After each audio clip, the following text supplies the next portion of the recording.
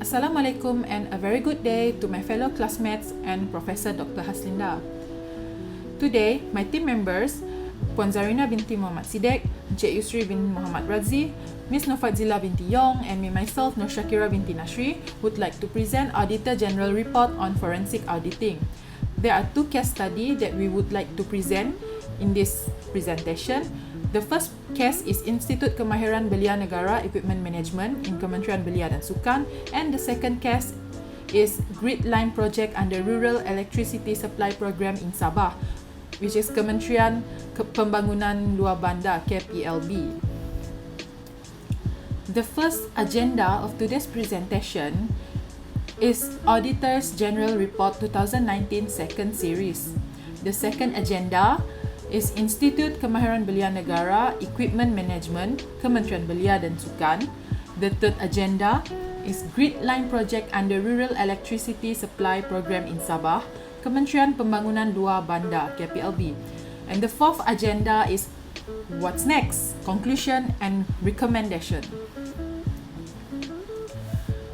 The overview on Auditor General Report. As at 2019, Auditor General Report for Federal are divided into Finance Audit Sector, Performance Audit Sector, and Governance Audit Sector.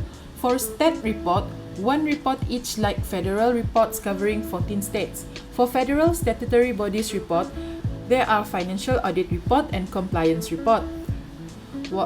For Federal Government Report, they consist of Financial Audit Report and Activities Report. For Federal Government Companies Audit Report, it consists of Management of Federal Government Companies. And lastly is State Audit Report, which consists of Financial Report and Activities Report. Overview on Auditor General's Report, Laporan Ketua Audit Negara LKAN.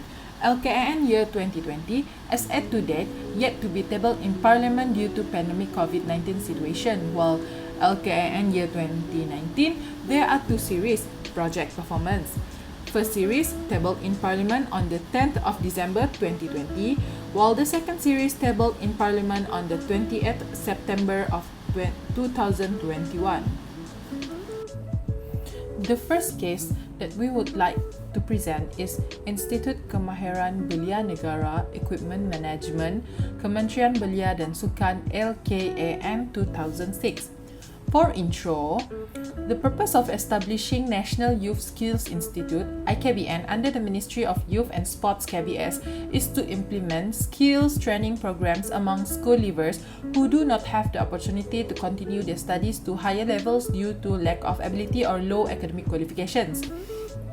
When the skills field received response, IKBN's goals has changed to provide as many skills training opportunities in various technical fields and produce as many skilled and disciplined manpower as possible to meet the needs of the industry. The objective of the audit is to determine whether the management of IKBN equipment has been planned and implemented in an orderly, prudent manner and meets its requirements. The scope and methodology of the audit was conducted by reviewing files, records and documents related to the planning, implementation and monitoring of equipment management obtained through 11 negotiation contracts, especially from the aspects of procurement, receipt, use of the equipment and storage. Procurement process chronology. In October 1999, University Technology Malaysia, also known as UTM, was appointed as a consultant to help KBS identify IKBN equipment requirements. Consultants are required to provide technical specifications and equipment cost estimates for 8 IKBNs that give priority to local equipment. Audit findings show that the cost estimate by the consultant for this procurement was Ringgit Malaysia 399.67 million. In May 2001, the Secretary General of KBS decided that the procurement of equipment be carried out through an open tender, even though the consultants recommended a pre-qualification tender method. In September 2001, the Minister of KBS decided to procure IKBN equipment through direct negotiations to facilitate and expedite the requirement of trainees. In July 2002, KBS have to apply to MOF to get direct negotiations approval. In January 2002, the MOF approved a direct negotiation application with 10 companies for the supply of equipment to IKBN at an estimated cost of 4 Ringgit Malaysia 460.10 million and negotiated the price to the lowest level with the suppliers selected. In March 2002, the MOF also asked KBS to include another company, 11 companies altogether at an additional cost of 41 million ringgit Malaysia from the previous approval. KBS did not set up a price evaluation committee. However, the technical evaluation committee was established with the appointment of 41 KBS officers to evaluate equipment specifications by major. No evidence of market research was conducted by KBS as the minutes of the price negotiation meetings were not provided.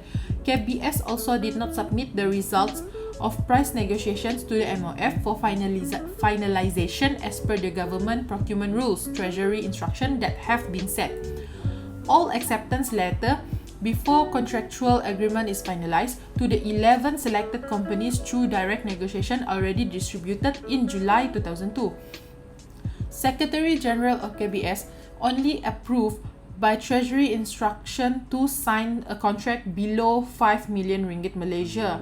Audit findings show that all the 11 contracts worth from 7.99 million ringgit Malaysia up to 74.20 million ringgit Malaysia was also signed by the Secretary General on behalf of Government of Malaysia, whereby, based on the rule, only KBS minister can sign contract above 5 million ringgit Malaysia.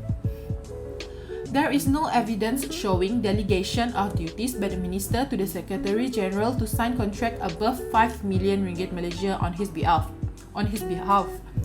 KBS application to increase the quantity of equipment was rejected by the MOF in January 2003. KBS appealed twice at the end of January and May 2003. In August 2003, the MOF approved an increase in the quantity of equipment worth 272.70 million ringgit Malaysia. However, the quantity of equipment added was only worth 267.90 million ringgit Malaysia. As a result, total value of equipment at IKBN's purchase through negotiations continued to increase to 769 million ringgit Malaysia. Contract price higher than market price. A Febel Fevco Hammerhead K1 at 0 tower crane worth 2.73 million ringgit Malaysia is located at IKBN Chembong, and a Febel Fevco Laughing TD133 worth 2.99 million ringgit Malaysia is located at IKBN Bachok for the tower crane operator major. Based on the quotations received by the audit from the actual supplier or manufacturer, it was found that the market price for the two cranes was 1.45 million ringgit for Hammerhead and 1.53 million ringgit for Laughing. This means that the amount paid by the government is 2.74 million ringgit higher than the market price. These two figures shows the crane at IKBN Chembong and IKBN Bachok with the contract price and the market price. A total of 5 other equipment, namely Philips screwdriver, digital camera, plastic vase, 6-seater settee, and 2-ton jack were purchased at an unreasonable price and resulted in an expenditure of more than 110,221 ringgit Malaysia. For courses building architect, the item needed is Philips screwdriver. The market price is 40 ringgit. The contract price is 224 ringgit and 94 cent. The quantity needed is 146 sets. The price difference is 27,001 ringgit and 24 cent. For plan drawing courses, the item needed is digital camera. The market price of digital camera is 2,990 ringgit. For the contract price, the price for digital camera is 8,254 ringgit 29 cent. With the quantity of 5 units, the price difference is 26,322 ringgit 45 cent. And for landscape design courses, the item needed is plastic vase 1 set. The market price is 5 ringgit 20 cent, while the contract price is 42 ringgit 80 cent with a quantity of 650 set. The price difference is 24,440 ringgit. For food supervisor courses, the item needed is SETI 6-seater PVC type. For Miri, market price is 1,500 and also Semenanjung 1,500 ringgit Malaysia. For the contract price, Miri was charged at 9,075 ringgit, while Semenanjung at 1,250 ringgit. The quantity for Miri is 1 set, while Semenanjung is 2 set. The price difference is 21,075 ringgit. For maritime mechanic courses, 2 ton jacks needed. The market price for 2 ton jack is 50 ringgit, while the contract price is 5,741 ringgit 69 cent. The quantity needed is 2 unit, and the price difference is 11,383 ringgit and 38 cents. The total amount of price difference is 110,221 ringgit and 7 cent. Next is unnecessary equipment requires high maintenance cost. 2 tower cranes worth 2.99 million ringgit Malaysia and 2.73 million ringgit Malaysia respectively were supplied to IKBN Bachok and IKBN Chembong in 2003 and 2004, along with maintenance equipment and 11 cabinets to store maintenance equipment at a cost of 197,054 ringgit Malaysia. The crane must be maintained every month by an authorized party only to obtain a certificate from the Department of Occupational Safety and Health. Without this certificate, the tower crane cannot operate in violation of the Factories and Machinery Act 1967. The contract price paid for the tower crane is inclusive of maintenance costs for a period of 2 years. After that period, the IKBN involved has signed a tower crane maintenance contract with a private company because IKBN is not an authorized party to maintain it. The annual maintenance cost of tower cranes at IKBN Bachok and IKBN Chembong is 39,900 ringgit and 36,000 ringgit respectively. In this regard, the maintenance equipment and the 11 cabinets should not be purchased. The following pictures shows the maintenance equipment and cabinets at IKBN Chembong. Gambar 17.49 located in IKBN Chembong, the mechanic toolkit amounting 18,534 ringgit Malaysia, while one of the 5 large tool cabinet with drawer amounting 10,015 ringgit each, also located at IKBN Chembong. Equipment not usable. The ministry has purchased 8 types of heavy machinery such as truck type dozer, scraper, motor grader, backhoe loader and others worth 21.46 million ringgit Malaysia in 4 IKBNs, namely IKBN Miri, IKBN Chembong, IKBN Bachok and IKBN Kuala Perlis. IKBN instructors informed that level 1 trainees do not need the machinery because at this level it is sufficient if they are shown with pictures of the machinery or take them to JKR or Tractors Malaysia Sdn Bhd. As for maintenance training, the heavy machinery is also not required because IKBN has obtained some damaged heavy machinery from other departments or agencies, or trainees can participate in training while working in related companies. These are the examples of heavy machinery such as truck type dozer in IKBN Chembong worth 1.3 million ringgit Malaysia, while in IKBN Miri worth 1.4 million ringgit Malaysia. The next photo is scraper in IKBN Chembong and IKBN Bachok worth 2.9 million ringgit Malaysia, while IKBN Miri worth 3 million ringgit Malaysia. The next photo of motor grader in IKBN Chembong, IKBN Kuala Perlis and IKBN Bachok worth 1 million ringgit Malaysia, while IKBN Miri worth 1.1 million ringgit Malaysia.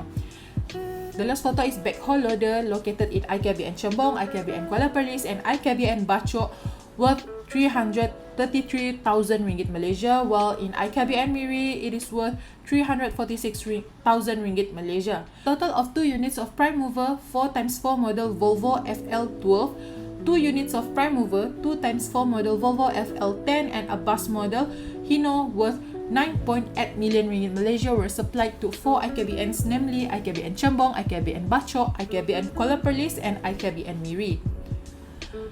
The purchased prime mover is underused in the local market and it is difficult to get spare parts. IKBN only uses it for air brake and air suspension sessions for level 2. For maintenance sessions, the heavy vehicle is also not required because it can use heavy vehicles donated by other departments or agencies or heavy commercial vehicles that have been purchased at a cheap price. All Hino model buses supplied for training purposes are used as IKBN administrative vehicles. These are the examples of prime mover that has not been used in IKBN Chembong and IKBN Bachok, and also administrative bus in IKBN Miri.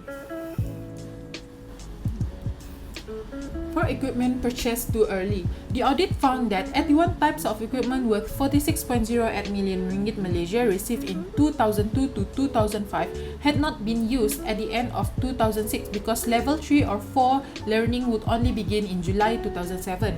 This situation could lead to the risk of damage to equipment. In addition, the warranty period of the equipment has expired.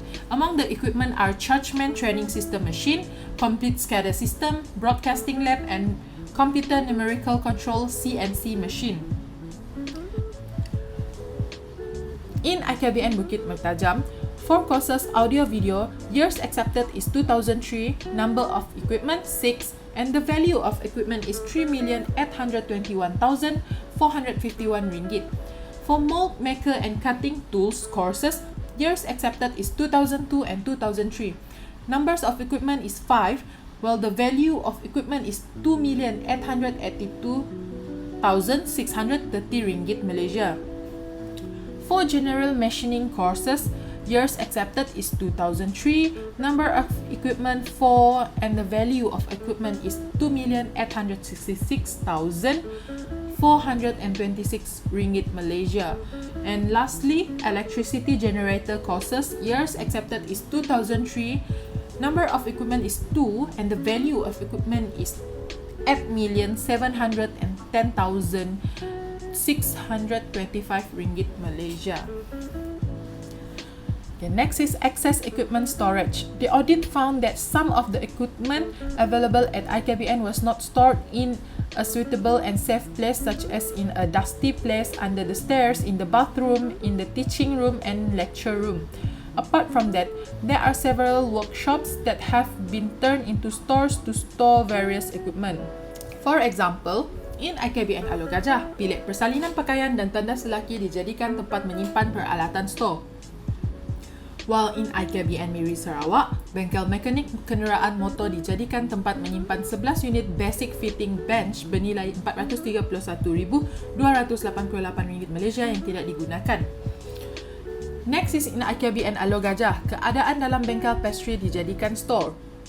And lastly, in IKBN Bukit Mertajam, bilik kuliah untuk jurusan penjaga jentera elektrik diguna untuk menyimpan AC motor kerana masalah kekurangan ruang store. Next is additional cost for excess equipment storage. Due to the excessive procurement of equipment, some IKBNs had to use the existing management or development allocation to build stores to store equipment for certain measures, as in the following example. In IKBN Miri, storehouse dibina untuk sekolah hospitality pada tahun 2006 dengan kos RM179,400 Malaysia. In IKBN Bachok, bengkel bagi jurusan juru perancah dan operator kran menara diubah suai dengan kos RM124,000 Malaysia pada tahun 2006 supaya dapat menampung keperluan bilik kuliah pelajar dan bengkel untuk menyimpan peralatan. In IKBN Bachok, stor kayu tambahan dibina untuk jurusan jurubina bangunan pada tahun 2003 dengan kos RM16,500 sahaja. Lastly, in IKBN Alo Gajah, kerja mengubah suai bengkel jurusan audio video sedang dilaksanakan semasa lawatan audit pada bulan Disember 2006. Kerja pengubah suaian terpaksa dilaksanakan dengan kos RM39,940 Malaysia kerana bengkel hanya mampu menempatkan 60 workbench sahaja sedangkan 120 unit dibekalkan. Effects and impact of overspending. It was found that the total cost of equipment including computer equipment amounted to 784.9 million ringgit Malaysia, which is 384.9 million ringgit Malaysia, 96% more than the original estimate. As the allocation for the purpose of equipment procurement is not separated from the IKBN development project allocation, the acquisition of equipment in excess of the original allocation has resulted in the implementation of the IKBN Greek Complex Construction Project, Perak, IKBN Jerantut Pahang, IKBN Kuala Muda, Kedah, and IKBN Bandar Tenggara Johor with an estimated cost of 477.5 million ringgit Malaysia had to be cancelled, even though a total of 1.86 million ringgit Malaysia had been spent on preliminary work. Based on the latest feedback by IKBN in AG Dashboard 2016 relating to this report, most of the equipment purchased like crane, heavy machineries and buses are still not being used by the student for their skill training program. It is just a wastage of government fund. For conclusion and recommendation, the ministry did not conduct a market study for reference when negotiating prices with supplier. This results in the agreed price being much higher than the market price. Moreover, the prices offered between suppliers are also not carefully reviewed to enable purchase equipment meets the requirements in terms of suitability and quantity. The planning stage should be thorough before the procurement process should be held.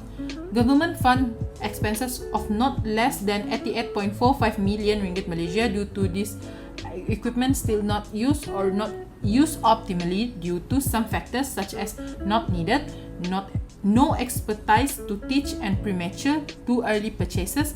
Views of the teaching staff should be obtained first before planning on procurement of equipment. This is to ensure government spending is not wasted. The ministry should identify the parties involved in the procurement irregularities which resulted in the government suffering losses and to take on tax surcharge action as prescribed under the Financial Procedure Act 1957.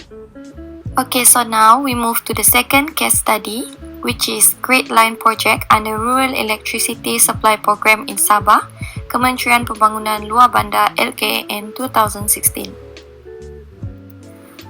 The Ministry of Rural and Regional Development KKLW is responsible for provision of rural electricity supply facilities which implemented through the Rural Electricity Supply Program that is also known as BELB, Bekalan Elektrik Luar Bandar. So this program objective or its aim is to provide adequate, secure and reliable electricity supply to houses outside the local authority operating area throughout the country. The implementation of this program is detailed through the BELB project, which is inclusive in the 5 years development plan. So the Sabah State BELB project under the 10 MP, which has been implemented as of the end of 2016, consists of 24 Great Line projects, 6 hybrid solar projects, and 3 132 kV transmission line projects. So the total contract value is amounted to 2.196 billion. There are 3 methods, which are the first one is Great Line connection, which involve the work of supplying, installing, testing and commissioning from the supply sources of the State Electricity Authority, which is named SESB, until the service line connection to the home. Alternative methods such as generator sets and hybrid solar used in uneconomical rural areas to be connected using grid lines. And the third method is a method of building a 132 kV transmission line that connects the existing main inlet substation PMU to a new PMU and a special grid line to increase the electricity supply capacity in the area. Now we move to the audit objective and audit scope of this project. The audit objective is to assess whether the management of the grid line projects under the BELB program has been implemented efficiently and effectively to achieve the set objective. While for the audit scope, it focused on grid line project alone, which cover 5 key areas. Firstly, project performance. Second is project implementation. Third one is contract administration. Fourth is effectiveness study, and the last one is project monitoring. So the scope is consists of previous years if the project implemented in 2014, and 2015 is a continuation project of previous years. So the detailed audit was conducted out of 24 grid line projects, which worth 429.76 million out of 1329.18 million. So the first issue is project performance. 7 projects, which worth 377.95 million, have exceeded the original completion date set, which in other words is delay, and approved between 1 to 4 EOTs for a period of 6 to 26 months as of June 2017.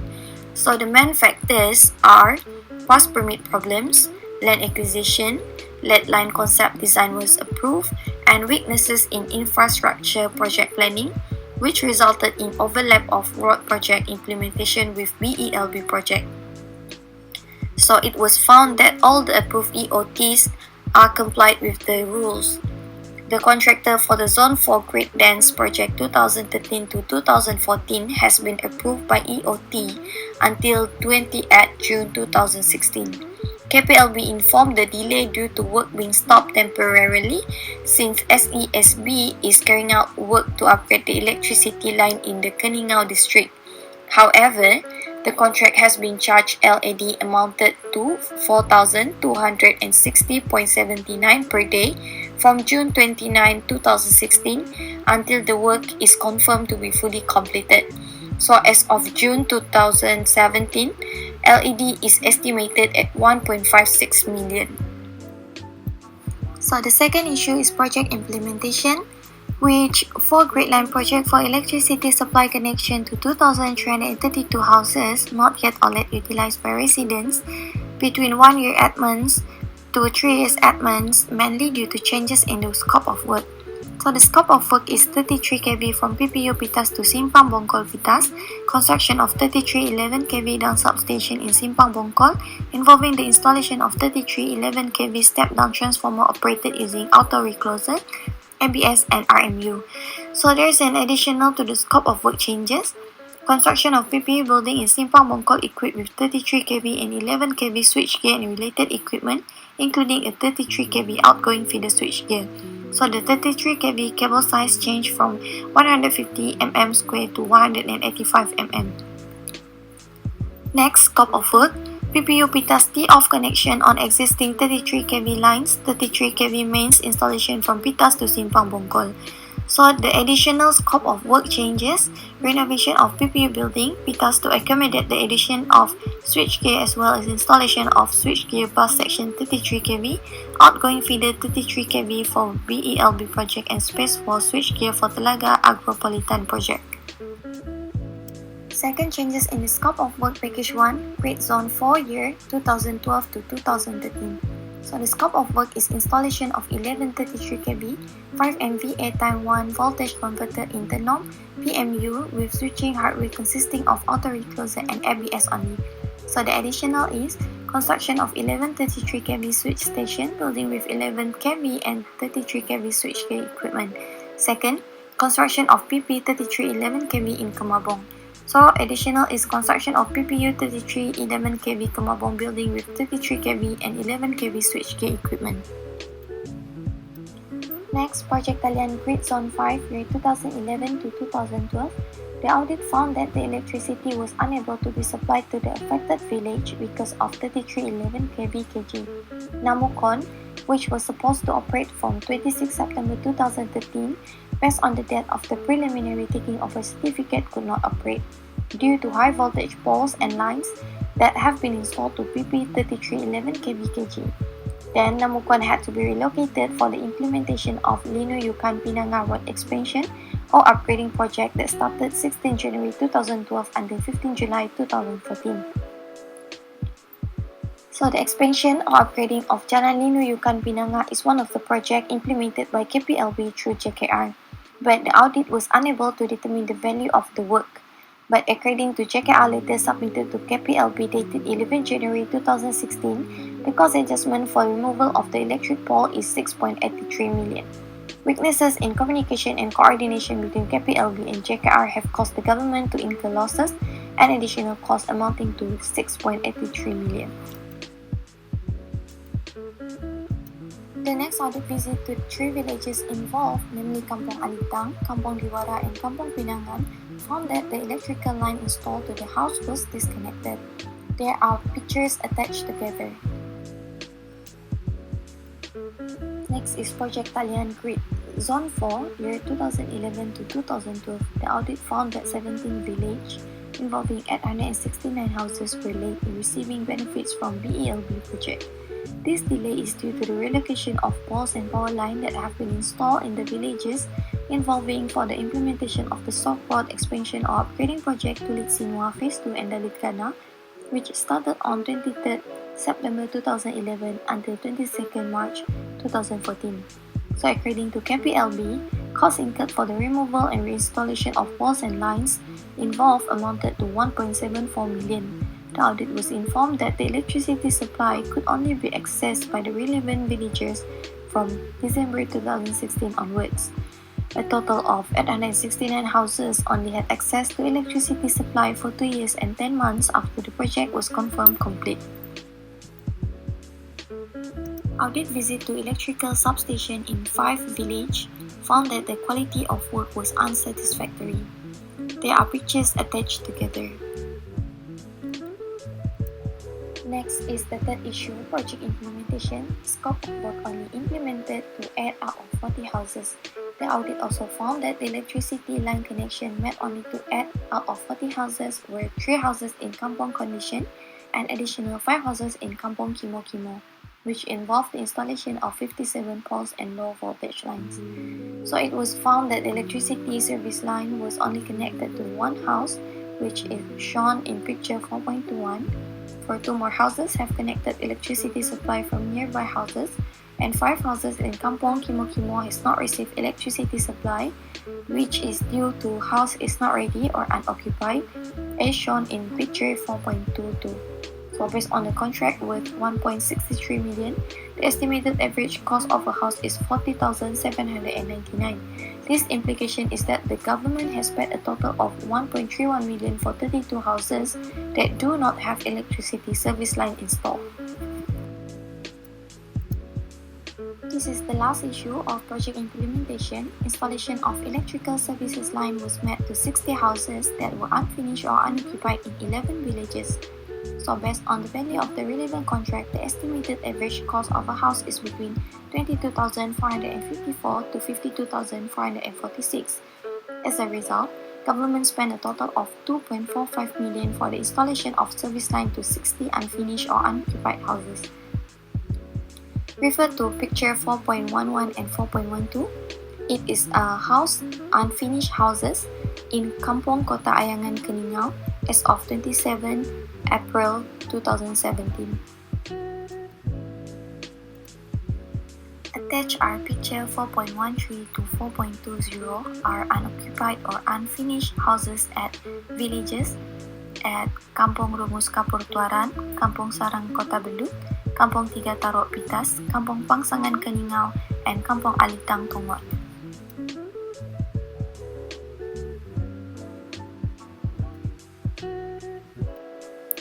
To sum it up, firstly, one of the app projects has exceeded the original permitted completion date for more than 2 years and incurred LAD estimated at 1.56 million as at 30th June 2017. Second, 4 Great Line projects for electricity supply connection to 2,332 houses out of 6,891 targeted houses not yet or late utilized by residents between 1 year 8 months to 3 years 8 months as at 30th June 2017. Thirdly, the connection of electricity service lines was only met to 8 houses compared to 40 houses according to the contract. And the fourth one, installation of electrical service line was met to 60 unfinished or unoccupied houses out of 343 houses visited. The fifth one, monitoring of the implementation of Great Line project is unsatisfactory due to human resource constraint in KPLB. So, as a conclusion, an audit conducted between March to June 2017 on 8 Great Line projects found that the overall performance of the Great Line project was unsatisfactory because there were several weaknesses that affected the efficiency of project implementation. So now we move to the recommendation. There are 6 actions that can be taken in order to improve the management of Great Line projects. First, improve communication and coordination with agencies involved in the implementation of electricity supply projects so that problems such as provision of inappropriate scope of work can be avoided, physical project can be completed within the stipulated period, and the target group can enjoy electricity facilities without any delay. Second, consider a proposal to expand the scope of the Great Line project with in-house electrical wiring for residents from the hardcore poor category to address the issue of people's inability to finance the cost of in-house electrical wiring. Also, KPLB can work with SESB to disseminate the ARWS to eligible residents. Next, implement cooperation with district offices, Sabah Ministry of Rural Development, Sabah Federal Development Office, SESB, and other agencies to identify houses that need to be provided with electricity supply facilities. Next, involve SESB directly in the implementation and monitoring of the Great Line project, as SESB has specific expertise related to electricity supply, and as well as to avoid any problem arising when the project is completed and paid in full. Next, make an outcome assessment of the Great Line project that has been implemented under the BELB program in the state of Sabah to identify the facilities provided have been used optimally by the people and the government gets value for money on expenditure. And last but not least, review the monitoring mechanism on electricity supply projects so that more rigorous and effective monitoring can be established. Before we end our presentation, we would like to share a video on Laporan Ketua Audit Negara 2019 Siri 2.